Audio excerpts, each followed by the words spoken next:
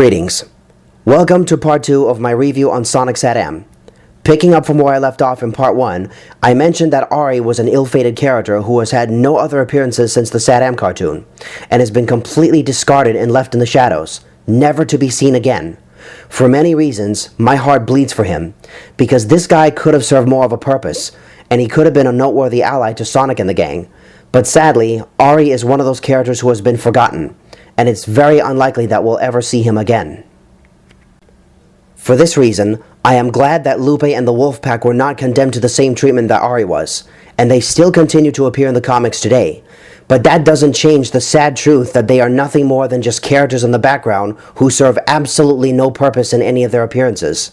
And on top of that, they've had very few appearances even in the comics, which only adds to their rarity and obscurity.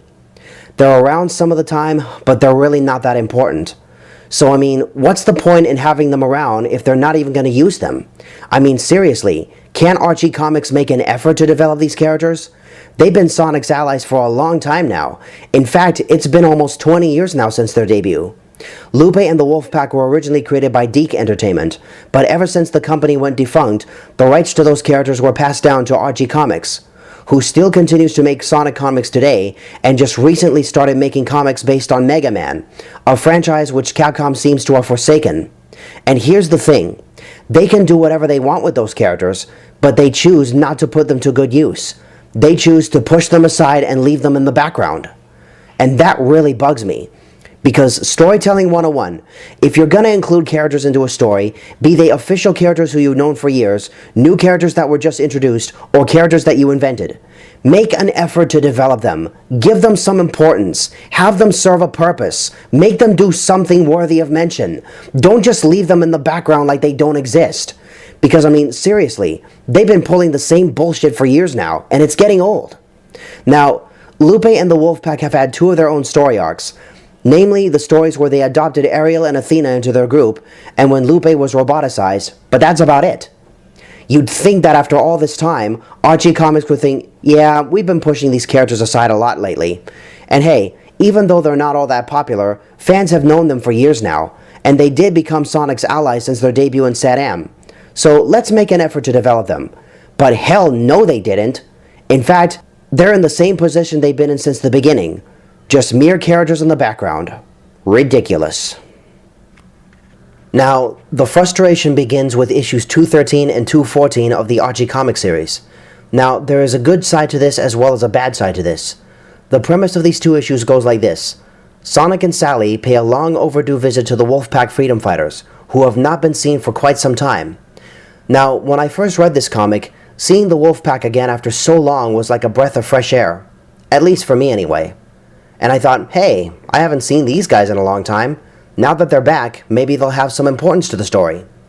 However, I somehow knew that this was going to be no different from how it usually is whenever these characters are involved, where they're just part of the background and serve virtually no purpose in the story. And well, I couldn't have been more correct, because that's pretty much how it went. I mean, it's so predictable. Now, the first thing that caught me off guard about issue 213 was the cover art. It shows Big the Cat carrying Sonic and Sally as they run from Lupe and the Wolfpack, who all look pretty pissed off for some reason.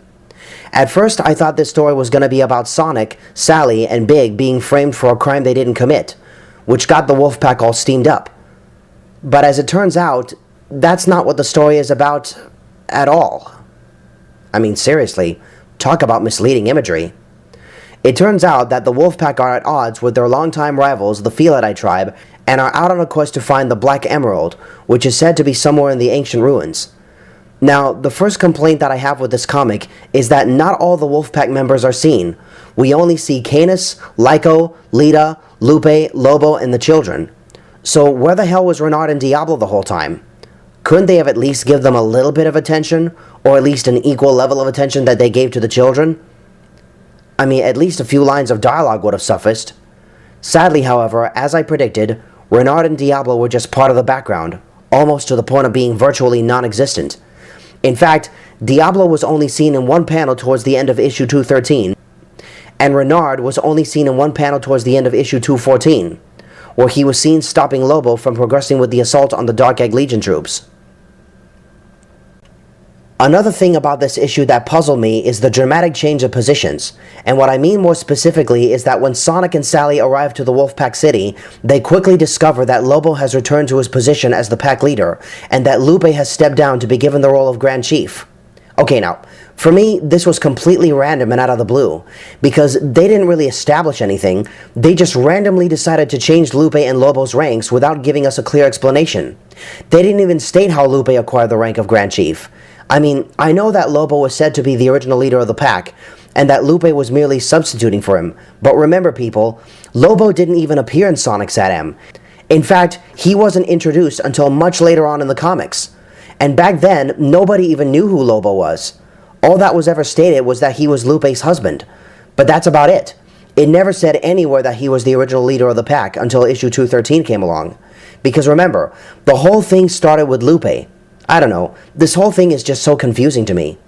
Hell, it's so confusing that it's giving me a seizure. And also, this is the issue where Drago received his drastic and generally shocking makeover after becoming a DEL Grandmaster, which really caught me off guard.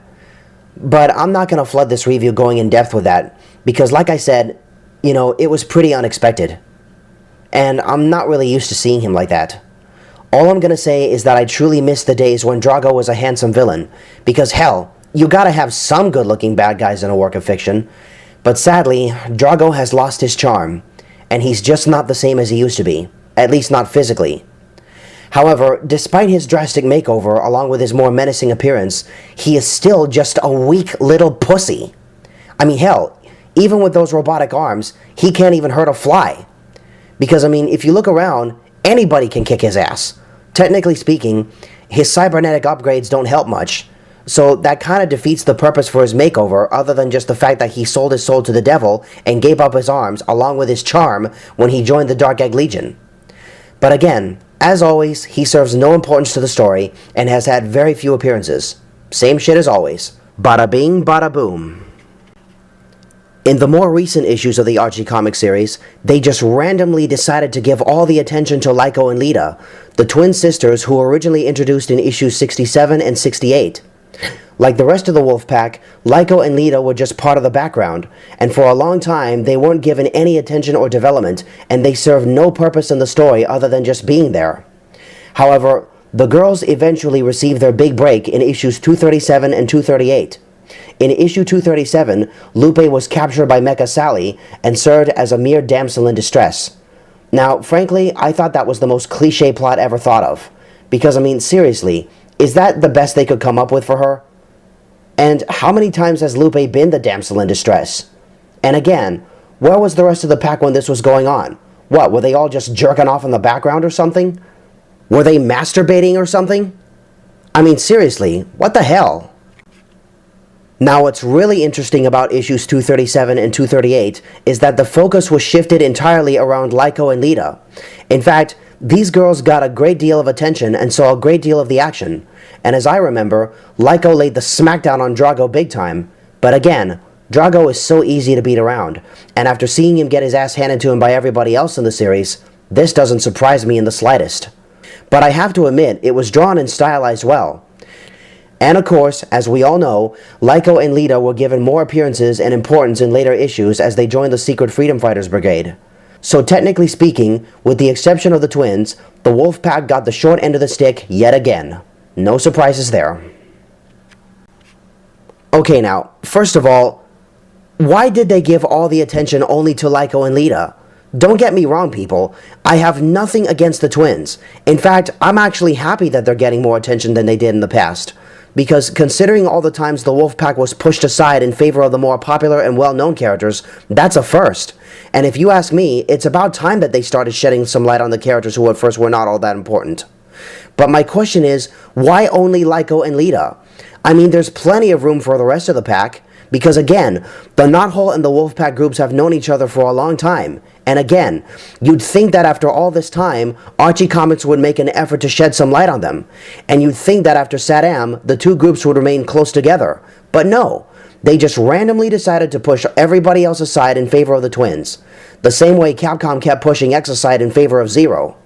I mean, hell, they might as well just say, to hell with Lupe, to hell with the rest of the pack, let's just give the attention to Lyco and Lita.